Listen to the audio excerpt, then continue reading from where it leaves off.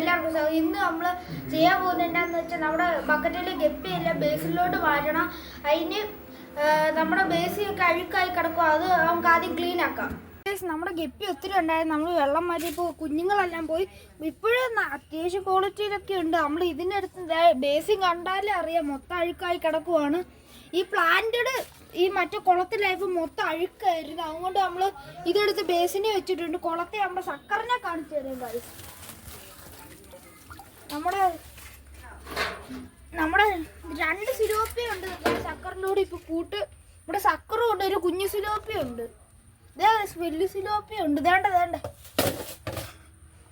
വലിയ സിലോപ്പിയ വേണ്ട. സക്കറിൻ്റെ അടുത്ത് തന്നെ കുഞ്ഞു സിലോപ്പിയ ഉണ്ട്. ഇവിടെ സക്കറിൻ്റെ കൂട്ടായി കിടക്കുവാണ്. അതിൽ സാധനം തന്നെ ഇതിലെ അവിടെ പ്ലാന്റ് എടുത്ത് അങ്ങോട്ട് വെക്കാം. പ്ലാനി മൊത്തം പായലിൽ പിടിച്ച് ആലുക പിടിച്ച് കിടക്കുവാണ്. ഇതെടുത്ത് ഇങ്ങോട്ട് വെക്കാം.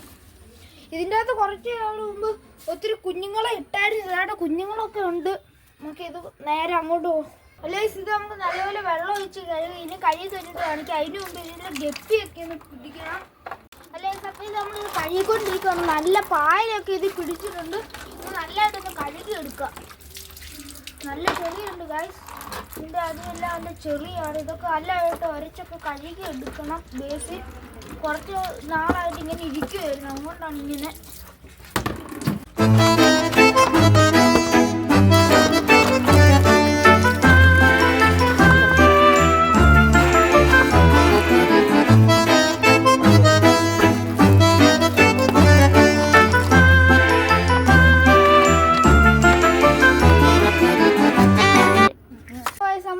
ക്ലീനാക്കി വെച്ചിട്ടുണ്ട്. ഇനി നമുക്ക് കുറച്ച് വെള്ളം ഒഴിക്കുക, നേരെ ആ ഗപ്പിയെ പിടിക്കുക. നമ്മൾ ഗപ്പി എത്ര ക്വാളിറ്റി ഉണ്ടെന്ന് കാണിച്ചു തരാം. ഇതുണ്ട് ഗൈസ്, ഇത്ര ക്വാളിറ്റിയിലുണ്ട് ഗൈസ് നമ്മുടെ ഗപ്പി.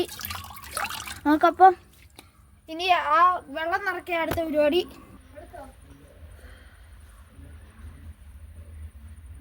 അല്ലേ അപ്പോൾ അവിടെ വെള്ളം ഇത് ഒഴിക്കുക. വെള്ളം കൊണ്ടുവന്നിട്ടുണ്ട്, ഇത് വെള്ളം ഒഴിക്കുക.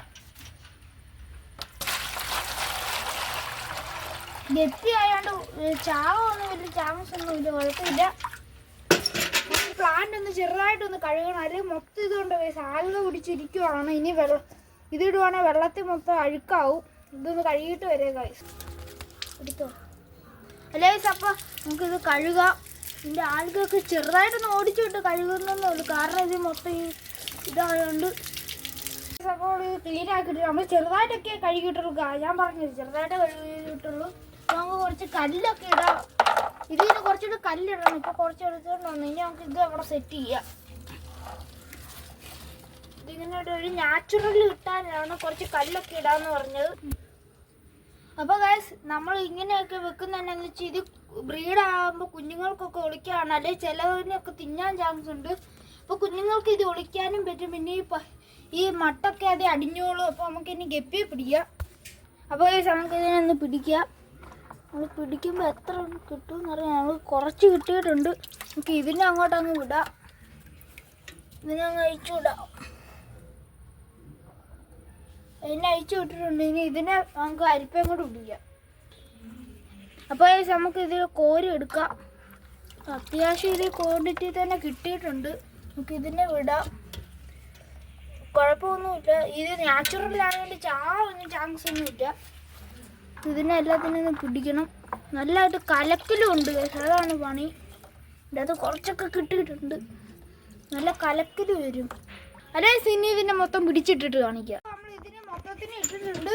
അപ്പോൾ ഇതിൻ്റെ ഇടയ്ക്കൊക്കെ കുറേ എണ്ണം കയറി ഇരിപ്പുണ്ട്. ഇതിന് ഈ അഴുക്കൊക്കെ ഉണ്ടെങ്കിൽ അടിഞ്ഞോളും. ഗപ്പിയല്ലേ ഇതിൻ്റെ ഇടവഴിയൊക്കെ അടക്കുവാണ്. ഈ കുഞ്ഞു വീഡിയോ ഇഷ്ടപ്പെട്ട് ലൈക്ക് ചെയ്യുക, സബ്സ്ക്രൈബ് ചെയ്യുക. അടുത്ത വീഡിയോ ആയിട്ട് വീണ്ടും കാണാം. ബൈ.